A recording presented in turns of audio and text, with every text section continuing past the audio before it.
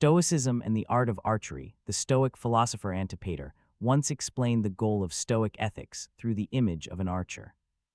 A good Stoic, he said, is like someone shooting at a target.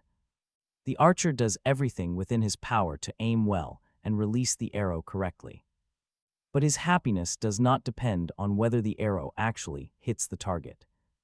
What matters is the quality of the shot itself, not the outcome, because the final result depends on many factors beyond the archer's control.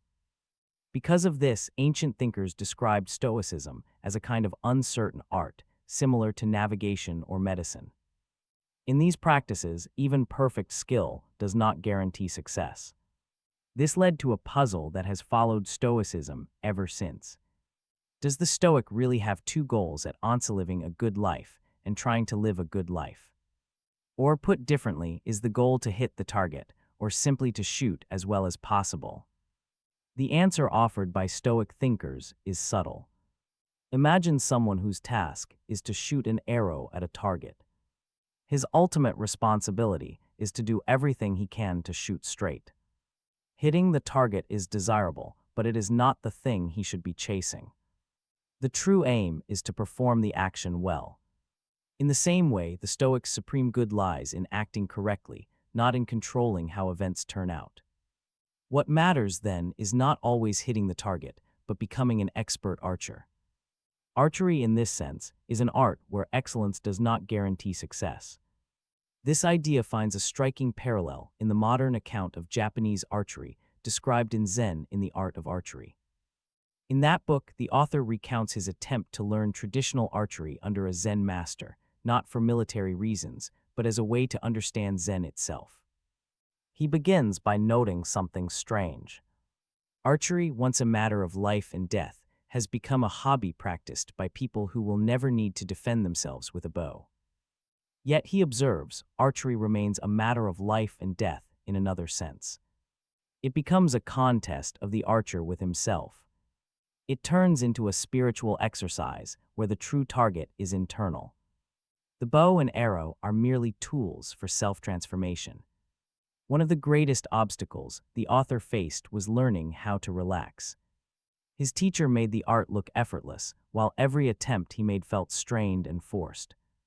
The harder he tried to hit the target, the worse his performance became. He was trying desperately to remain calm, which only made him more tense. The solution, his teacher said, was to stop caring about the arrow altogether.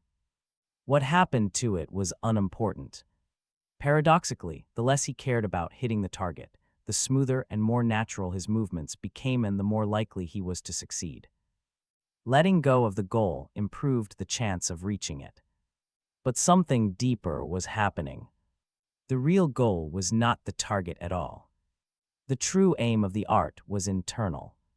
Proper archery, the master insisted, is purposeless and aimless. One must become purposeless on purpose. One must aim without aiming. This shift allows both outcomes to occur. The archer refines the art itself, and the arrow may still hit the target. But the desire to hit the target is revealed as part of the problem, not the solution. How does one do this? By stopping the constant mental commentary. By letting the moment light. By acting without ulterior motives and releasing attachment to results. The master archer is transformed inwardly. Outward achievements matter far less than the internal work required to become a true artist. At this point, archery begins to resemble dance. The archer moves as a good dancer moves, fluidly, naturally, without self-conscious calculation. The performance of the art itself is what matters, not what comes after. The master warns that someone who hits the target every time is merely showing off. Such a person has not mastered the art. One can be a true master even if every shot does not land. A successful hit is only an outward sign of an inward state. For this reason, one should not grieve over a bad shot or celebrate a good one. Both reactions disturb the mind. The goal is to rise above pleasure and pain, to remain calm and balanced regardless of success or failure. Over time, the author does make progress. At the end of his training, his teacher tells him that he has become a different person. This, he says, is what archery truly means, a deep and far-reaching contest of the archer with himself. What does this tell us about Stoicism? Critics often accuse Stoicism of contradiction. They say it is dishonest to try hard at something while claiming not to care about the outcome. Or they ask, if the Stoic is indifferent to results, why act at all? The Zen perspective dissolves this confusion by discarding the first goal entirely. Forget about hitting the target. The real goal is internal transformation. When that transformation occurs, external success often follows, but by then, it no longer matters much. What matters is how one acts, not what happens afterward. This requires letting go of obsessive thinking and excessive control. At first, this may sound unstoic, even anti-rational, but it can be translated into Stoic terms.